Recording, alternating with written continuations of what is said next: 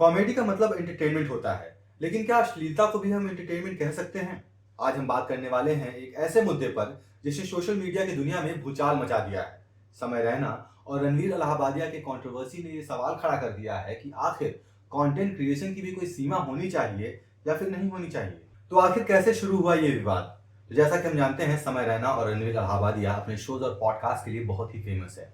लेकिन जब उनके ही शो इंडियाज गॉट टैलेंट में एक महिला के ब्लाउज को काटने पर हंसी मजाक हुआ, भाई एक बीच में चले जाते पेरेंट्स के सेक्स लाइफ पर भद्दे पॉडकास्ट के रिजेक्टेड क्वेश्चंस है और ऐसे ही और बातों पर ओपनली डिस्कशन की गई तो लोगों का गुस्सा पूरी तरह से फूट पड़ा। जिस समाज में माँ बाप को भगवान का दर्जा दिया जाता है, वहां उनकी पर्सनल लाइफ का मजाक उड़ाना कितना जायज है।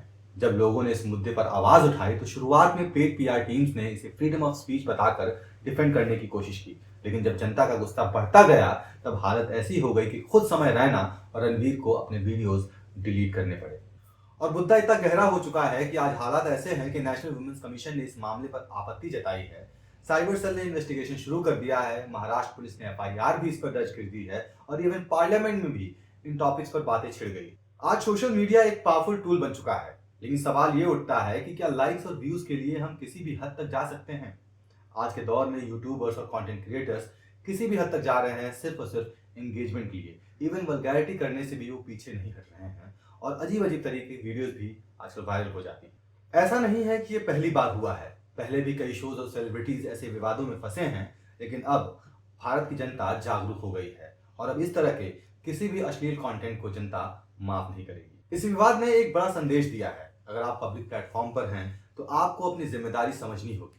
आने वाले समय में बड़े सेलिब्रिटीज और इन्फ्लुएंसर अब ऐसे शोज में जाने से बचेंगे, क्योंकि सोशल मीडिया पर कंटेंट को सेंसर करने की मांग ये भी तेजी से बढ़ सकती है। और सबसे बड़ी बात, अब हर पेरेंट को ये समझना होगा कि उनके बच्चे इंटरनेट पर क्या देख रहे हैं, वरना इस तरह के कंटेंट जो भी अश्लील होते हैं, अभद्र होते हैं, ये बच्चों के दिमाग पर बहुत ही बुरा और गहरा असर डाल सकती है।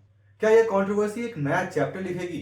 क्या अब यूट्यूबर्स और कंटेंट क्रिएटर्स रिस्पॉन्सिबल कंटेंट बनाएंगे या फिर कुछ समय बाद सब कुछ भूल कर फिर वही अश्लीलता पर वापस आ जाएंगे? अब आपसे हम पूछना चाहते हैं, आपको क्या लगता है, क्या इस तरह के शोज पर पूरी तरह से बैन लगना चाहिए या फिर कंटेंट क्रिएटर्स को सिर्फ एक वार्निंग देकर छोड़ देना चाहिए? कमेंट में अपनी राय जरूर बताएं। अगर आप चाहते हैं कि YouTube पर ऐसे मीनिंगफुल और रिस्पॉन्सिबल कंटेंट बने तो इस वीडियो को लाइक और शेयर जरूर करें, ताकि ज्यादा से ज्यादा लोग यह मैसेज पहुंच सके। और ऐसे ही ऑथेंटिक और इम्पैक्टफुल एनालिसिस के लिए हमारे चैनल द बल्ब को सब्सक्राइब करें। मिलते हैं आपसे अगले वीडियो में, तब तक के लिए